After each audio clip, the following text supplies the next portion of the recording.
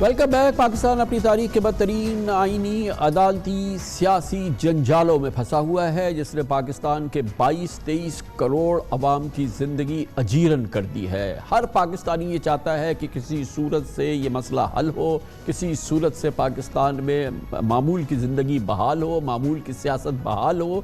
मगर फ़िलहाल इस हवाले से हमें light at the end of the tunnel, सुरंग के आखिर में रोशनी नहीं नज़र आ रही। मगर इसका रास्ता है, इसका तरीक़ाकार है आईनी, अदालती, जमहूरी, पार्लिमानी, जिस पर हम बात कर रहे हैं। और इसके लिए हमारे साथ आज मौजूद है इस पूरे प्रोग्राम के लिए पाकिस्तान के इंतहाई मुस्तनद सीनियर मारूफ मशहूर कानूनदान है, साबिक़ अटॉर्नी जनरल पाकिस्तान जनाब खालिद जावेद खान साहब से हमारी गुफ्तगू हो रही है। खालिद जावेद साहब, आपने बताया कि पहली चीज़ आप ये समझते हैं कि बेहतरी नॉर्मलसी के लिए और एक सैनिटी के लिए बेहतर होगा इस माहौल के अंदर कि पहले तो कौमी असम्बली अपनी असली शक्ल में बहाल हो जाए। अब हमारे पास एक मसला है कि 2/3 पाकिस्तान के अंदर असम्बली नहीं है, एक निगरान हुकूमत है। आपने फरमाया कि वो असम्बलीज़ भी जो हैं वो बहाल हो जाए, जिसका कि मोअज़्ज़िज़ जस्टिस अतहर मिनल्लाह ने उस क्वेश्चन को उठाया था और बड़ी इंपॉर्टेंट उन्होंने बात की थी जब ये इसकी बेंच बनी थी, पहली बेंच जिसमें वो थे। तो ये फरमाइए कि ये कैसे मुमकिन हो सकता है? देखिए, 27 तारीख को कोर्ट की हियरिंग है। अगर गवर्नमेंट को बड़ा क्लियरली ये बताया जाए कि जी या तो हमें आप कमिट करके दीजिए कि 14 मई को इलेक्शन होंगे, अगर आप इस पोजीशन में नहीं हैं तो कोर्ट असम्बली की बहाली की तरफ जाएगा। और इसकी प्रेसिडेंट इसलिए मौजूद है कि आपको याद होगा कि कुछ अर्से कबल 16,000 एम्प्लॉयज़ जो हैं उनका एक केस सुप्रीम कोर्ट के सामने आया था, रिव्यू पिटिशन थी।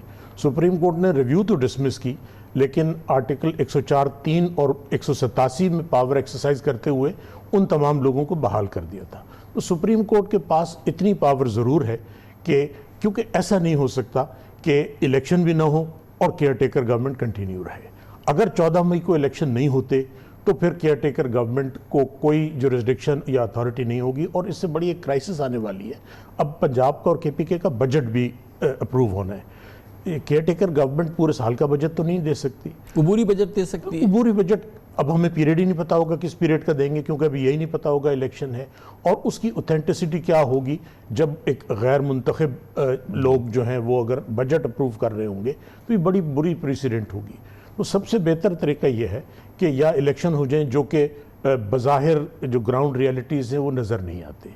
तो अगर पंजाब और खैबर पख्तूनख्वा की असम्बली रिस्टोर हो जाती है और नेशनल असम्बली भी अपनी ओरिजिनल हालत में बहाल हो जाती है तो ये बड़ी अपॉर्चुनिटी होगी पॉलिटिकल जो हमारी जमातें हैं उनके पास कि पूरी कौम के जो असल इश्यूज़ हैं उनको एड्रेस करें, इलेक्टोरल इश्यूज़ को एड्रेस करें। क्योंकि अल्टरनेट क्या है, सुप्रीम कोर्ट कंटेम्प्ट तो ये जो है पंजाब और KPK की असम्बली की जो रेस्टोरेशन है, इसके लिए तो दरख्वास्त देनी पड़ेगी ना। अब मिसाल के तौर पे मैं ये सोच रहा था कि परवेज़ इलाही साहब ने जब असम्बली डिज़ोल्व की तो उनका ख्याल ये था कि 90 दिन में इलेक्शन हो जाएंगे। जब महमूद खान ने की तो उनका ख्याल ये था कि 90 दिन में इलेक्शन हो जाएंगे, लेकिन अब तो कोई बात ही नहीं है, 90 की भी बात नहीं है, पता नहीं 180 की भी बात नहीं है। तो ये तो एक वाकई एक ऐसी एक एक्सक्यूज़ है या एक ऐसी रीज़न है जिसकी बिना पर बात की जा सकती है कि ये ना हो रही है, जैसे आपने फरमाया कि इलेक्शन भी नहीं हो रहा है और एक अजीब निगरान निज़ाम जो है चल रहा है गैर मुंतखब। देखिए, एक खबर आई थी कि परवेज़ इलाही साहब ने और महमूद खान साहब ने एक दरख्वास्त दी है कि वहाँ एडमिनिस्ट्रेटर अपॉइंट किए जाएँ। जी हाँ, एडमिनिस्ट्रेटर का कॉन्सेप्ट लोकल गवर्नमेंट्स में तो है, लेकिन आइन में और फिर अगर यही एडमिनिस्ट्रेटर बन गए तो फ़र्क क्या होगा, एडमिनिस्ट्रेटर भी गैर मुंतखब हैं।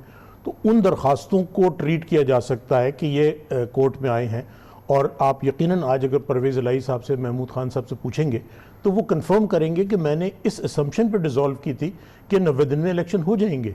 अब वो अगर अंडरलाइंग असम्पशन मौजूद नहीं है तो फिर आप ठीक है, मैं बहाल नहीं हूँ, लेकिन जो अवाम के नुमाइंदे हैं जिसमें अपोजिशन भी शामिल है, इसमें लोगों का क्या कसूर है? उन्होंने तो 5 साल के लिए इलेक्ट किया था। अब अगर लोग पसंद नहीं करते उस चीज़ को तो अगले इलेक्शन में वो अपना इसका इजहार कर सकते हैं। एक बड़ी इंटरेस्टिंग रिफॉर्म हिंदुस्तान में है, जब आपके पास बैलेट पेपर होता है तो उस पर कैंडिडेट्स के अलावा एक लिखा होता है NOTA, none of the above. तो उसमें कई दफ़ा ऐसा हुआ कि सबसे ज़्यादा मेजॉरिटी नोटा को मिल गई, नन ऑफ द अबव। तो पॉलिटिकल पार्टीज़ ने फिर एक अच्छे कैंडिडेट सिलेक्ट करना शुरू किए क्योंकि इलेक्शन दोबारा होगा बाय इलेक्शन। ये चीज़ भी पाकिस्तान के उसमें कंसिडर की जा सकती है कि लोग अपनी नाराज़गी का इजहार अगर करना चाहते हैं तो कहीं ऐसा ना हो कि नोटा 2/3 एक सीरीज से जीत जाए। सही है। लेकिन ये वो रिफॉर्म से हम अगर दूसरी ममालिक से सीखें, पार्लिमानी जमहूरियतों से, और ये बड़ा अच्छा मौका है। हमारे पास चंद महीने हैं इस कौमी असम्बली के जो टेन्योर ख़त्म होने में, और देखिए ये चीज़ एक तय हो जानी चाहिए, इसको किसी को गलतफहमी नहीं होनी चाहिए कि इस असम्बली का टेन्योर 5 साल है। वो जो 1 साल बढ़ाने वाला कॉन्सेप्ट है एक्सटेंड करने का, वो फिर तकरीबन उतना ही बुरा होगा जितना 2007 में हमारे आइन के साथ हुआ था, जो इमरजेंसी, चाहे इमरजेंसी प्लस लगे या इस तरह की इमरजेंसी लगे। एक नॉर्मल प्रोसेस में इलेक्शन हो, एक नॉर्मल कंट्री की तरह हम बिहेव करें। तो ये तो अब आ गई सियासी उमूर की बात, और ये चले ये सियासतदान आपस में करें, और आपने इसका पूरा एक रास्ता बताया या समझाया। ये फरमाइएगा कि अब हमारा इतना ही बड़ा बहरान ये है कि हमारी अदालत मुनक़सिम है, हमारी अदालत उज़्मा मुनक़सिम है, और इसकी हमने जो सूरत हाल देखी वो हमने अपनी तारीख़ में बहुत कम देखी है। अफसोस की बात है कि हमने और शायद इससे पहले भी देखी है, मगर इस कैफियत के अंदर ये जो इस वक्त एक मुनक़सिम अदालत हो गई, जिसने कि जो असरअंदाज हुई इस मामले पे जिसका हम आपसे जिक्र कर रहे हैं इलेक्शन के हवाले से, 4-3 का फैसला है, 3-2 का फैसला है, ये तमाम चीज़ें। दूसरी दौरान हुकूमत ने वार किया, उन्होंने 184(3) के तहत जो इख्तियार था चीफ जस्टिस का, उसके हवाले से एक नई कानून साजी कर दी, एक अपना बिल बना दिया और उसको मंजूर कर लिया, फिर उस पर फिर स्टे किया, फिर अदालत ने उस पर अपना इख्तियार इस्तेमाल किया। ये जो सूरत हाल है इससे कैसे निपटा जाए? अब ये 184(3) का मसला तो था, मतलब ये हमेशा से इसके हवाले से बात थी, लेकिन हुकूमत ने इस इंतहाई सेंसिटिव टाइम को, इंतहाई इस वक्त नाजुक मामले पे, जिस वक्त अदालत में तकसीम की सूरत हाल उन्होंने देखी, उन्होंने वार कर दिया। ये आपने 2 चीज़ों का जिक्र किया। एक जो अदालत में तकसीम है, मैं समझता हूँ कि आज जो तकसीम नज़र आ रही है उसकी बुनियादी वजह काजी फ़ाइज़ ईसा साहब के ख़िलाफ़ जो एक बदनीयती पर मबनी रेफरेंस था, उसके बाद अदालत बहुत बुरी तरह डिवाइड हो गई और रिव्यू पिटिशन आई, उसके बाद और भी डिवीज़न आए और वो मुकम्मल तौर पे हील नहीं हो सके। ज़ाहिर है कि वक्त के साथ ये डिवीज़न जो उसका अपना इम्पैक्ट है वो तो उससे गुजरना पड़ेगा, लेकिन आज मैं समझता हूँ कि और हमारे जो मौजूदा चीफ जस्टिस है, जिस मिजाज की शख्सियत है उनकी, कोई रीज़न नहीं है कि ये डिवाइड कम ना हो, और उसके लिए ज़ाहिर है कि कोर्ट के अंदर से एफ़र्ट बहुत ज़रूरी है, और उसका पहला जो कदम होगा वो एक फुल कोर्ट मीटिंग हो, वो बहुत ज़रूरी है। हम सब सिर्फ दरख्वास्त ही कर सकते हैं कि वो मीटिंग फ़ौरन बुलाई जाए ताकि इन हाउस कैंडिडेट डिस्कशन हो। दूसरी चीज़ जो डिवाइड करती है अदालत को, वो है अपॉइंटमेंट ऑफ जजेस के ऊपर, और ख़ास तौर पे सुप्रीम कोर्ट में सीनियरिटी का जो एक प्रिंसिपल है, मैं समझता हूँ उस पर क्राइटेरिया की ज़रूरत है। एब्सोल्यूट सीनियरिटी प्रिंसिपल तो शायद मैं भी सपोर्ट नहीं करता, लेकिन सीनियरिटी एक बड़ा स्ट्रॉन्ग एलिमेंट होता है, और जो भी हम क्राइटेरिया तय करेंगे उसमें बड़ा रेलिवेंट कंसिडरेशन सीनियरिटी होगा, और इस पर कोई रीज़न नहीं है कि कंसेंसस पैदा हो जाए, रूल्स बना लिए जाएं, वो उसके बाद ये दोनों चीज़ें एड्रेस हो सकती हैं, क्योंकि सुप्रीम कोर्ट की जो असल ताकत है वो उसकी यूनिटी में है। और अभी जितनी आपने क्राइसिस देखी, वो ज़ाहिर है कि जो जुडिशरी के बाहर फोर्सेस हैं वो उनको एक अपॉर्चुनिटी मिली जब नज़र आया कि कोर्ट में गोया कि हमें एक कम व बेश बल्कि आइडेंटिकल वही कैफियत पैदा करनी है, वही मूव करनी है जो आप पार्लियामेंट के अंदर तजवीज़ कर रहे थे। Exactly. कि अपोजिशन को और ट्रेजरी बेंचेस को मिलना है, बैठना है, और ये कलीदी मसाइल इनको हल करना है। एग्जैक्टली आप वही कह रहे हैं कि यहाँ पर एक फुल कोर्ट मीटिंग हो जाए जो यहाँ का तरीक़ाकार है, और ये चंद मसाइल जो हैं इस पर जो है वो गुफ्तगू हो जाए और अंदर बंद कमरे के अंदर हो जाए, और ये मसला, ये 15 शख्सियात जो हैं हमारे मोअज़्ज़िज़ तरीन, ये इस मसले को हल कर लें। लेकिन ये जो अब आ गया है 184(3), और उस पर जो फिर हुकूमत ने कहा कि भाई हम पार्लियामेंट हैं और हम इस पर जो है कानून बना सकते हैं, हमने बना दिया कानून। देखिए, उस पर भी एक चीज़ रियलाइज़ करना बड़ा ज़रूरी है। पार्लियामेंट को यकीनन लेजिस्लेटिव कॉम्पिटेंस है, लेकिन ये वाहिद इशू है practice and procedure of supreme court, जिस पे सुप्रीम कोर्ट को भी आइन के तहत कानून साजी की इजाज़त है। आर्टिकल 191 सुप्रीम कोर्ट को रूल मेकिंग की इजाज़त देता है। तो ये वो शेयर पावर है जो, और ये मेरे ख्याल में वाहिद सिचुएशन है जहां पार्लियामेंट और supreme court legislative power share कर रही हैं, और ये डायरेक्टली रिलेट करता है कि internal proceeding and procedure of supreme court से गवर्नमेंट ने बड़ी जल्दबाजी में कानून साजी की। बहुत सी चीज़ें बिल्कुल सही होती हैं, लेकिन गलत वक्त या गलत नीयत से की जाए तो उनकी फ़ायदियत ख़त्म हो जाती है। मेरी इसमें ज़ाती राय ये है कि इसमें अगर अमेंड करे गवर्नमेंट, और बजाय इसके कि उसमें जो क्लॉज है कि ये फिलफोर नाफिजुल अमल होगा 21 जुलाई के बाद, उसको अमेंड करके ये रखें कि ये उस दिन फोर्स में आएगा जिस दिन गवर्नमेंट नोटिफाई करेगी कि ये लॉ आज से इन्फोर्स होगा। और ऐसे बहुत से कवानीन पहले हो चुके हैं। और उसके बाद सुप्रीम कोर्ट के साथ इंगेज हों कंसल्टेशन में, कि क्योंकि इसमें जब इंटरनल प्रोसीडिंग से मुताल्लिक हो और सुप्रीम कोर्ट एक बिल्कुल इंडिपेंडेंट इदारा है, उनकी कंसल्टेशन के बगैर कोई कानून कामयाब नहीं हो सकता। अच्छा, बहुत लोगों ने शिकायत की, आज वज़ीर आज़म साहब भी फरमा रहे थे कि अभी कानून बना नहीं है। मैं एक छोटी सी मिसाल दूं, अगर आप एक कानून बनाएं और वो ये हो कि हम सुप्रीम कोर्ट की ये पावर्स वापस ले रहे हैं, या हम चीफ जस्टिस साहब की ये पावर्स वापस ले रहे हैं, और जो बज़ाहिर आइन से क्लैश करता हो, और या let's take an extreme example कि वो एक बिल पास कर दें, 2/3 अक्सरियत के साथ कर दें कि सुप्रीम कोर्ट हमने अबॉलिश कर दिया है। अब अगर सुप्रीम कोर्ट इंतज़ार करे कि पहले ये कानून बन जाएगा, तो there will be no supreme court to hear the case. तो कुछ केसेस ऐसे होते हैं कि जहाँ एग्जिस्टेंशियल इश्यूज़ हों, वहाँ मेरे ख्याल में इंतज़ार करना ज़रूरी नहीं है। और उसको अगर थोड़ा ठंडे दिल से सोचा जाए तो सुप्रीम कोर्ट ने कोई ऐसा एक्सट्रीम काम नहीं किया। आखिर में हमने देखा था कि जब हिजबा बिल रेफरेंस आया था तो पहली बार सुप्रीम कोर्ट ने ऑर्डर किया था, रिस्ट्रेनिंग ऑर्डर पास किया था गवर्नर को साइन करने से, वो भी पहली बार था। लेकिन ये उससे कहीं ज़्यादा सीरियस केस है, क्योंकि it is about supreme court. इस कानून में बहुत सी अच्छी चीज़ें हैं। मैं खुद समझता हूँ कि 184(3) जिस तरह इस्तेमाल हुआ वो बग़ैर अपील के, उसमें बड़े सख्त फैसले भी आए हैं और अपील की ज़रूरत थी। और भी बहुत सी अच्छी अमेंडमेंट्स हैं, लेकिन हमें पहले कोर्ट के साथ इंगेज होके, और दुनिया का तजर्बा, आप इस कानून में ये कह रहे हैं कि we can not trust chief justice of Pakistan to constitute benches of supreme court. ये बड़ा सीरियस इशू है।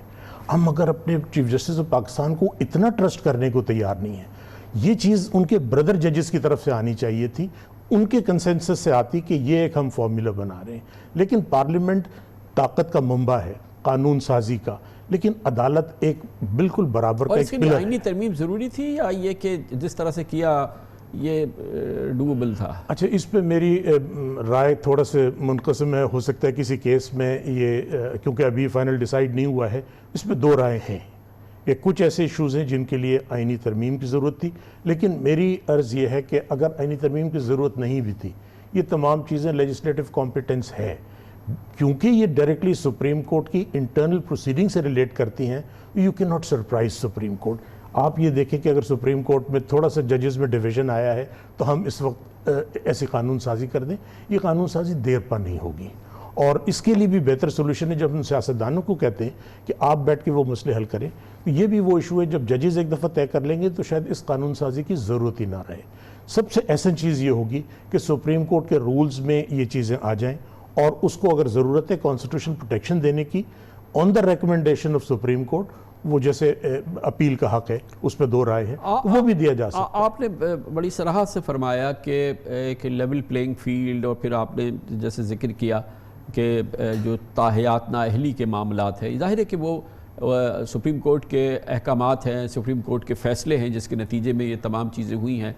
तो बहुत सारे ज़ख्म हैं जो हरे हैं, और एक आम ऑब्ज़र्वर के लिए भी, एक न्यूट्रल ऑब्ज़र्वर के लिए भी उसमें बड़ी जान है, जिसमें शिकायत की जाती है, शिकवे की बात कर रहे हैं। मरियम नवाज़ साहिबा बहुत कर रही होती हैं, शहबाज शरीफ साहब कर रहे हैं, PDM के लोग, नून लीग बड़ी कर रही होती है, और फिर दूसरी जमातों की भी मामलात हैं। और ये सूरत हाल, जब ये इमरान खान साहब की हुकूमत ख़त्म हुई, वोट ऑफ नो कॉन्फिडेंस का मामला हुआ, वो भी सुप्रीम कोर्ट ने ही उसको किया। उस पर उस वक्त PTI के ज़ख्म बड़े हरे थे। तो ये जो माजी में फ़ैसले हो चुके हैं, मगर वो इस वक्त उसकी बड़ी याद दहानी होती है, और वो बड़ी उसकी वजह है जो आज जो क्राइसिस आप देख रहे हैं। तो इस पर आपने एक चीज़ को तो कहा रिविज़िट किया जा सकता है, मगर इसका कोई अहाता मुमकिन है? ये वो तमाम इश्यूज़ हैं जो इवेंचुअली पार्लियामेंट में तय होंगे। सुप्रीम कोर्ट ने तो जजमेंट दे दिया, और जैसे मैंने अर्ज़ किया था शुरू में कि सुप्रीम कोर्ट की बड़ी सेटल्ड ज्यूरिस्प्रूडेंस है कि हमारे जजमेंट को आप रद्द नहीं कर सकते, मुस्तरद नहीं कर सकते, लेकिन जो उसका अंडरलाइंग बेसिस है अगर आप उसको एड्रेस कर लें तो जजमेंट ऑटोमेटिकली ख़त्म हो जाता है। अब ये बहुत से ऐसे पिछले एक या एक से ज़्यादा दहाई में जो फैसले आए हैं, ख़ास तौर पे 184(3) की जुरिस्डिक्शन में, उनको रिविज़िट करने की ज़रूरत है। कुछ तो पार्लियामेंट के सामने रिविज़िट हो जाएंगे, कुछ सुप्रीम कोर्ट को खुद रिकंसिडर करना होगा कि इस इख्तियार का इस्तेमाल रेगुलेट किस तरह किया जाए, और जस्टिस काजी फाइज ईसा साहब ने वही इशू रेज़ किया है, और आज नहीं तो कल ये सुप्रीम कोर्ट इस चीज़ को खुद तय करेगा, क्योंकि उसके बगैर 184(3) की एक्सरसाइज हमेशा कंट्रोवर्शियल होगी। और एक चीज़ जो मैं हमेशा से समझता हूँ, जो ओरिजिनल इंटेंट नज़र आती थी, वो ये नहीं था कि 184(3) में कोई ऐसा जजमेंट आए जिसके कॉन्सिक्वेंसेस इनफरादी तौर पे लोगों के ऊपर आए, कोई डिस्क्वालीफाई हो जाए। ये थे enforcement of fundamental rights for public at large, जैसे एनवायरनमेंट का इशू था, भत्ता लेबर का, चाइल्ड लेबर के इश्यूज थे। लेकिन ये टारगेटेड एक्सरसाइज ऑफ जुरिस्डिक्शन, जब हम ये कहते हैं कि ये इन्वेस्टिगेटिव या इंक्विजिटोरियल जुरिस्डिक्शन है, तो फिर उसमें कैसे कॉन्सिक्वेंस हुआ कि लोग डिस्क्वालीफाई हो जाए। अगेन आखिरी सवाल वो ये कि अब इस वक्त हम इस सूरत हाल में कि सुप्रीम कोर्ट का एक हुक्म है, एक फैसला है जिसके तहत 14 मई को इलेक्शन करने हैं, और दूसरी बात हुकूमत गो के अपने मुख्तलिफ इक़दाम से उसको मुस्तरद तो करी है, मगर स्टिल रिकगनाइज़ कर रही है। सुप्रीम कोर्ट में जाती है, अटॉर्नी जनरल जाते हैं, आज हुकूमत के लोग गए क्योंकि सुप्रीम कोर्ट ने तलब किया था, और हुकूमत को ये एहसास है कि ये फैसला है, इसको इस तरह से मुस्तरद करने के कॉन्सिक्वेंसेस हो सकते हैं जो अच्छी बात नहीं है। लेकिन ये वो ब्रिंक है जहाँ से हमें खींचना है ना वापस, और इसको दोनों को, क्योंकि ये ऐसी जगह है कि सुप्रीम कोर्ट स्क्रैप तो नहीं कर सकती अपने इस फैसले को। देखिए, हमारे आईनी ढांचे में सुप्रीम कोर्ट के जजमेंट को मुस्तरद करना या बॉयकॉट करने का कॉन्सेप्ट ही नहीं है। तो ये तो गवर्नमेंट ने बड़ा अच्छा काम किया है कि वो बायकॉट, एक दफ़ा कुछ अर्से पहले एक प्रोसीडिंग्स बायकॉट हुई थी, वो इंतहाई नामुनासिब चीज़ है। अब क्योंकि गवर्नमेंट की बुनियादी जिम्मेदारी है, डिफ़ॉल्ट उन्होंने ट्रिगर की है, और पीटीआई की भी जिम्मेदारी है, क्योंकि पंजाब में जो डिफ़ॉल्ट थी वो उन्होंने ट्रिगर की है। They have to come up with ways कि जिसमें सुप्रीम कोर्ट के जजमेंट की सैंक्टिटी भी बरकरार रहे, लेकिन साथ साथ सोल्यूशन भी मौजूद हो। अब सुप्रीम